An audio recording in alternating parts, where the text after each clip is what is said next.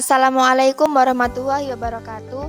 Halo teman-teman, di sini kami dari kelompok 1 ingin mempresentasikan materi mengenai pengembangan media bahan cetak seperti buku, modul, komik, dan gambar diam atau foto untuk keperluan bimbingan dan konseling. Sebelum kita membahas lebih dalam lagi mengenai pengembangan media cetak dan gambar diam dalam bimbingan konseling, alangkah baiknya kita perkenalan dulu nih dengan anggota kelompok 1. Hai, saya Ulfa Karisma. Saya Zahratu Asfa Nabila. Saya Nafisatur Rohmah. Saya Nashwa Az-Zahra. Saya Syaikar Al-Zahiyah. Dan saya Ananda Sila Fatihah. Berikut daftar materi mengenai pengembangan media cetak seperti buku, modul, komik, dan gambar diam atau foto untuk keperluan bimbingan dan konseling. Yang pertama, pendahuluan. Yang kedua, latar belakang. Yang ketiga, pengertian. Yang keempat, kontribusi. Yang kelima, kriteria. Dan yang keenam, tantangan. Yang pertama ada pendahuluan. Media BK merupakan bagian internal dari keseluruhan proses layanan BK. Hal ini mengandung pengertian bahwa media bimbingan konseling sebagai salah satu komponen yang tidak akan berdiri sendiri, tetapi saling berhubungan dengan komponen lainnya dalam rangka menciptakan situasi yang diharapkan. Yang kedua ada latar belakang. Bimbingan dan konseling merupakan suatu proses komunikasi. Artinya, di dalamnya pasti terjadi proses penyampaian pesan dari satu individu atau sumber pesan kepada satu individu yang lain atau kelompok penerima pesan. Dalam konseling terdapat perantara yang digunakan agar proses konseling yang dilakukan dapat berjalan dengan baik. Perantara yang dimaksud disebut dengan media. Media merupakan bagian dari proses komunikasi.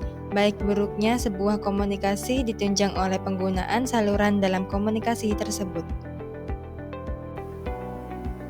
Yang ketiga, pengertian. Media bahan cetak adalah media visual yang pembuatannya melalui proses pencetakan atau printing atau offset. Contohnya, buku teks, modul, dan komik. Buku teks yaitu buku yang membahas cara memecahkan masalah atau cara mengembangkan diri. Modul yaitu suatu paket program yang disusun dalam bentuk satuan tertentu dan didesain sedemikian rupa guna memperlancar pelaksanaan layanan informasi dan bimbingan klasikal. Yang ketiga, komik yaitu suatu bentuk media yang menggunakan ilustrasi bergambar dalam bentuk cerita naratif untuk membantu proses penyampaian informasi, pembelajaran, atau intervensi konseling.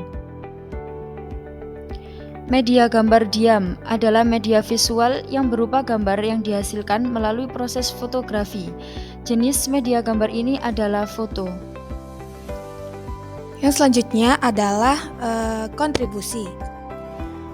Dari hasil jurnal penelitian terdahulu, kelompok kami telah menemukan beberapa jurnal yang menggunakan media cetak dan gambar diam atau foto dalam kegiatan konselingnya. Seperti pada gambar pertama, penelitian yang dilakukan oleh Twi Tandar Atma yang menggunakan modul sebagai media konseling dalam meningkatkan perencanaan karir siswa melalui bimbingan karir dengan penggunaan media modul pada siswa kelas 12 IPA 2 Wonokromo Bantul. Nah, hasil penelitian menunjukkan perencanaan karir siswa kelas tersebut dapat ditingkatkan melalui bimbingan karir dengan penggunaan media modul yang dilihat dari adanya perbedaan yang signifikan dari rata sebelum dilakukan bimbingan karir sebesar 105,25 dan setelah dilakukan bimbingan karir sebesar 122,50. Selanjutnya, gambar yang kedua. Kami juga menemukan penelitian yang dilakukan oleh Teguh Setiawan dengan menggunakan komik sebagai media konseling untuk menurunkan perilaku agresif verbal siswa SMPN 1 Driorejo. Hasilnya adalah bahwa pengembangan media komik sebagai sarana bibliokonseling memenuhi kriteria akseptabilitas produk yang meliputi aspek kegunaan, kelayakan, ketepatan, dan kepatutan. Kemudian gambar yang ketiga, penelitian yang dilakukan oleh Aida Mustika Ayu yang menggunakan gambar sebagai media untuk meningkatkan kemampuan bersosialisasi anak usia dini.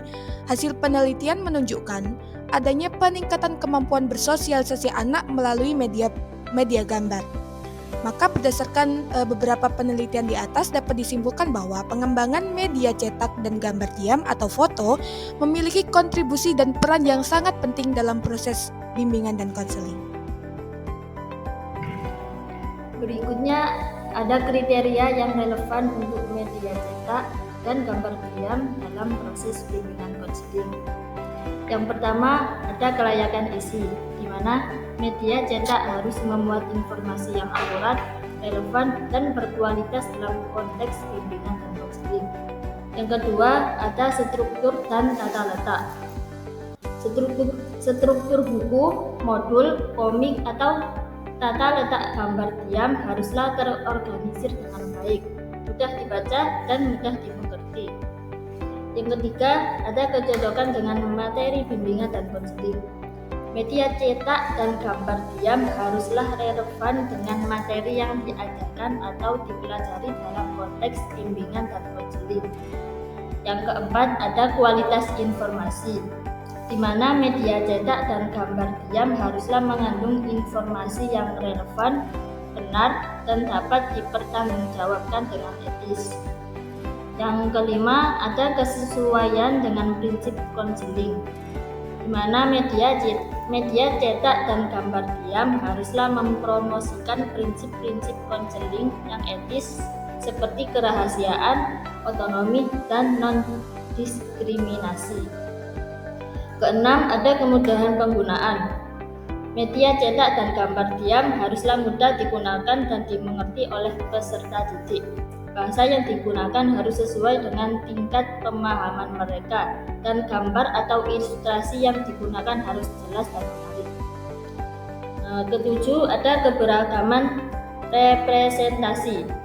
Media cetak dan gambar diam harus mewakili keberagaman individu, termasuk berbagai latar belakang sosial, ekonomi, budaya, dan etnis.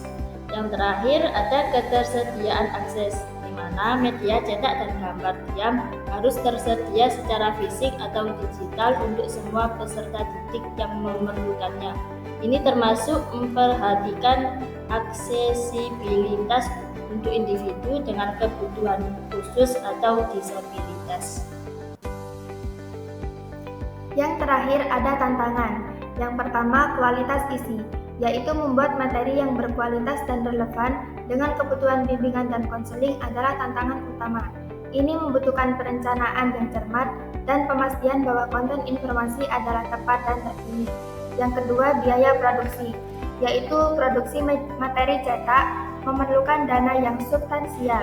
Ini melibatkan biaya produksi fisik seperti pencetakan dan distribusi serta biaya pengembangan konten seperti desain, penulisan, dan pengeditan. Hal ini juga bisa sulit untuk organisasi atau individu dengan anggaran terbatas. Yang ketiga, aksesibilitas, yaitu mempertahankan ketersediaan materi cetak agar dapat diakses oleh semua peserta didik adalah tantangan sendiri. Ini melibatkan menyediakan akses yang mudah di berbagai platform atau lokasi dan mempertimbangkan kebutuhan aksesibilitas bagi individu dengan keterbatasan fisik atau sensorik. Yang keempat, kurangnya interaktivitas. Media cetak biasanya kurang interaktif dan responsif yang bisa menghambat penggunaan untuk terlibat secara aktif. Ini bisa menjadi tantangan dalam hal membuat materi yang lebih menarik dan efektif untuk pembelajaran interaktif. Yang kelima, pembaruan dan penyesuaian, yaitu menjaga agar konten tetap relevan dan terkini bisa menjadi tantangan ketika informasi atau kebutuhan pengguna berubah. Hal ini memerlukan pembaruan berkala dan penyesuaian untuk mengikuti perkembangan di bidang bimbingan dan konseling. Yang keenam, kesesuaian budaya, yaitu tantangan penting lainnya adalah memastikan materi merendahkan budaya atau melukai perasaan individu. Ini bisa menjadi sulit karena kesadaran dan sensitivitas budaya bervariasi di berbagai negara atau komunitas. Yang ketujuh, Kurangnya kesadaran atau minat. Beberapa klien mungkin tidak sepenuhnya memahami nilai atau kepentingan dari materi cetak dalam konteks bimbingan dan konseling. Ini bisa menjadi tantangan dalam mempromosikan penggunaan media cetak. Yang kedelapan, ketersediaan teknologi. Di beberapa daerah, terbatasnya teknologi seperti komputer dan internet bisa membuat media cetak tetap menjadi pilihan utama. Namun, jika media cetak tidak memenuhi standar kualitas atau kuantitas, ini juga bisa menjadi masalah. Yang kesembilan, ketersediaan guru atau konselor. Penggunaan media cetak dalam bimbingan dan konseling membutuhkan keterlibatan aktif dari guru atau konselor. Kurangnya jumlah mereka yang terampil dalam menggunakan media cetak dengan efektif bisa menjadi tantangan. Yang terakhir, regulasi, yaitu menyesuaikan diri dengan regulasi dan hukum yang berlaku seperti hak cipta dan privasi adalah tantangan lain yang perlu diatasi. Meskipun terdapat sejumlah tantangan dalam pengembangan dan penggunaan media cetak dalam bimbingan dan konseling, media cetak tetap merupakan alat yang efektif untuk mendukung pembelajaran dan pengembangan individu, terutama ketika digunakan dengan bijaksana. Sekian presentasi dari kelompok kami. Kurang lebihnya mohon maaf apabila ada salah kata, dan semoga video ini bermanfaat untuk kita semua. Thank you. Wassalamualaikum warahmatullahi wabarakatuh.